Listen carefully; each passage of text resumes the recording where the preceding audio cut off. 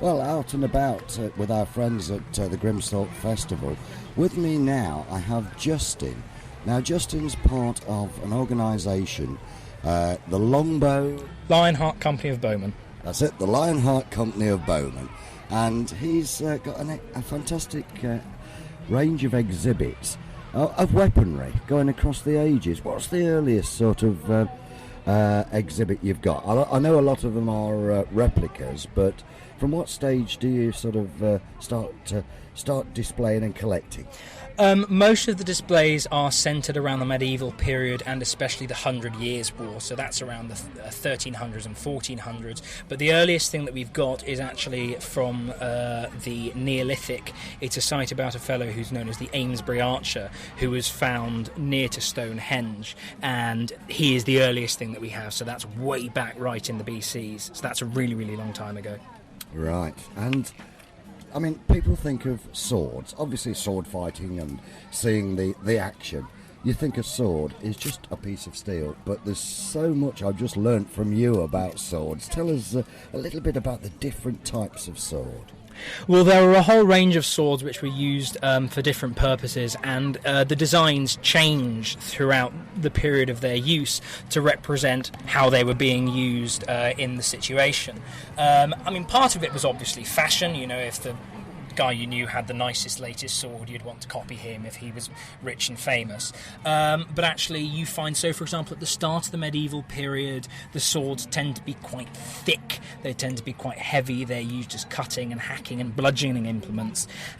As the period progresses, they get longer and they get thinner and they get pointier. The idea being that with armour getting better, if you have a sharp point, that you can actually penetrate that armour without needing to just bludgeon your way through it. Later on, still in the period, when armour has got so good that you can't get through it with a sword, you end up having these great big two-handed swords, which are used almost like just a big iron bar.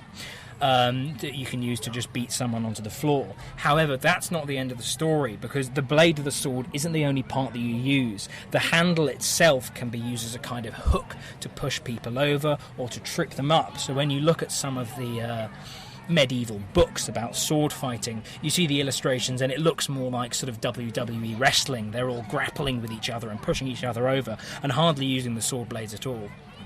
You think that it's primitive, but the actual designs of the swords are quite technical, aren't they? Well, the blades themselves needed to be of a very high quality steel, otherwise they'd shatter or they'd bend or they'd blunt quickly.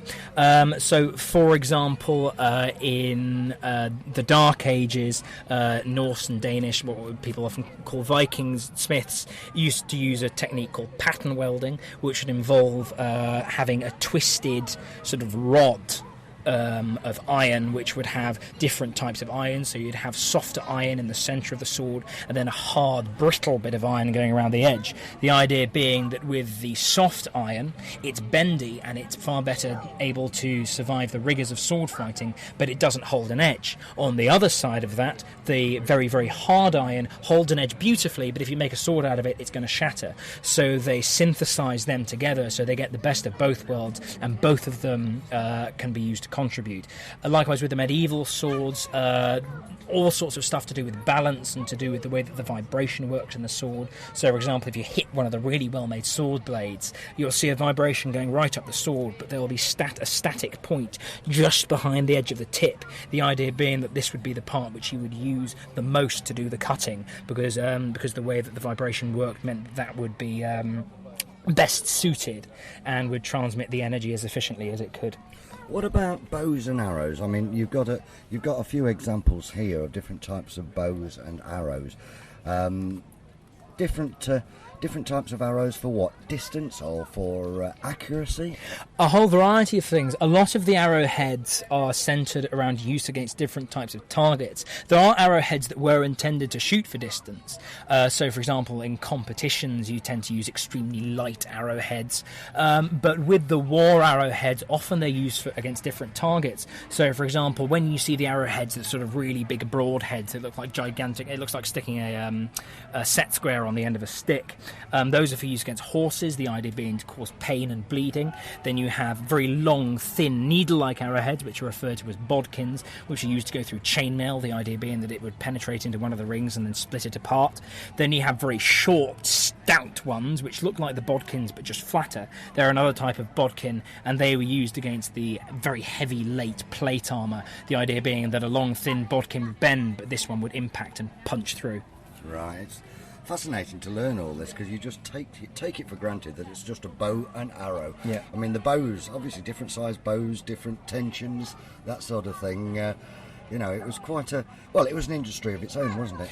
Oh, yes. The bow-making industry was huge in medieval England. So, for example, fletchers... fletching was a serious job, because they had to produce so many arrows. And if you think about it, I mean, the records vary depending on who's talking about it.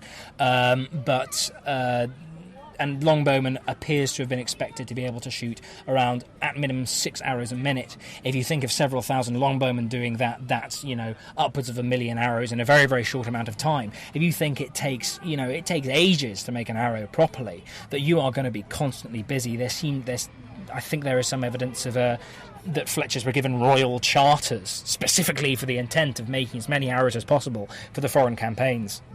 Well, it's absolutely fascinating, Justin, and thank you for sharing your time with us today. Thank you very much for interviewing me.